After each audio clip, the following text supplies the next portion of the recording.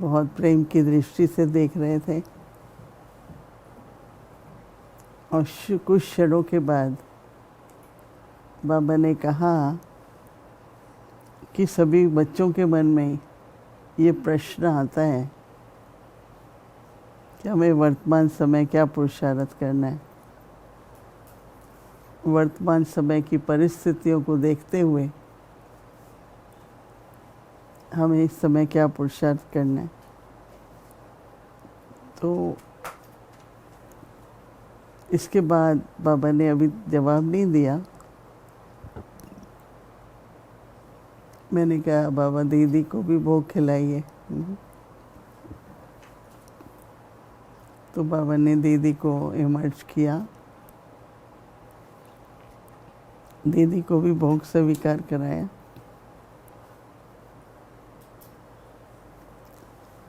बाबा ने कहा कि यज्ञ की संपन्नता, यज्ञ की सफलता रूहानी प्रेम से होती है। जब सभी को हर एक आत्मा के प्रति रूहानी स्नेह, बाबा ने कहा सारे विश्व में रूहानी स्नेह का किसी को नहीं पता।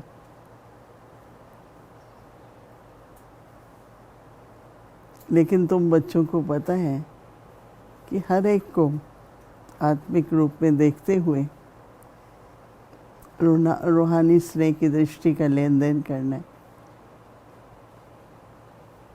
दूसरा बाबा ने कहा कि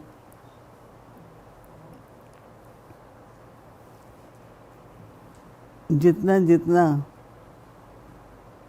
ज्ञान का मंथन करेंगे उतनी शक्ति आएगी,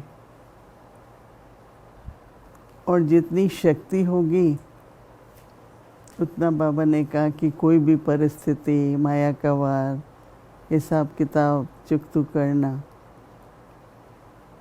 वो सब सहज हो जाएगा, कुछ मुश्किल नहीं लगेगा। तो बाबा ने कहा दीदी को भी अब क्या करना है। तो बाबा ने उस पर कहा कि रोज़ जो बाबा पुरुषार्थ का इशारा देते हैं वो रोज़ करो। आज बाबा का क्या इशारा है वो आज का पुरुषार्थ है। करते चलो, रोज़ निरंतर पुरुषार्थ करते चलो।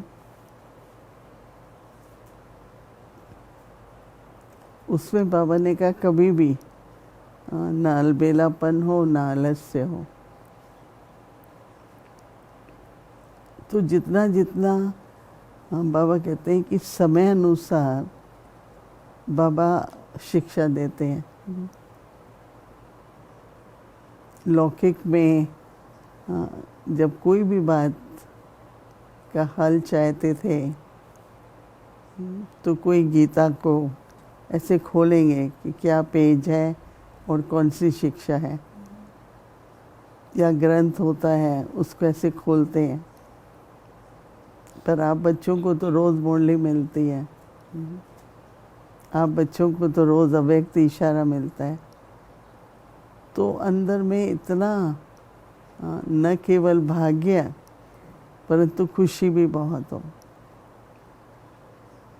कि मुझे आज के लिए बाबा ने मुझे क्या करना है वो बता दिया। तो ये प्रश्न नहीं आना चाहिए हम क्या पुरुषार्थ करें। बाबा जो कह रहा है वो पुरुषार्थ करो। तो इसलिए बाबा ने कहा दीदी को देख के कि बच्चों का ये प्रश्न कि हमें अभी क्या करना है, तो जो बाबा कह रहे हैं बस उस शिक्षा को, उन आज्ञाओं का पालन करते रहो। एक एक दिन बाबा ने कहा कि हाँ, फिर आपको जो भी आपकी मंजिल है संपूर्ण बनने की, उस तक पहुंच जाएंगे। बाबा ने कहा देखो जैसा आज संसार में वातावरण है, उस अनुसार आप सभी को भी अपने पुरुषार्थ की रफ्तार को तेज तो करना होगा। चाहे वो ज्वालामुखी है, चाहे वो ज्ञान योग की शक्ति है, पर दिन प्रतिदिन उसको हमें भरपूर करते रहना पड़ेगा। बाबा ने दीदी की तरफ देख के कहा, दीदी आपको भी सभी याद कर रहे हैं। तो दीदी बहुत बहुत मुस्कुरा के हम सब की तरफ देख कर के बोली,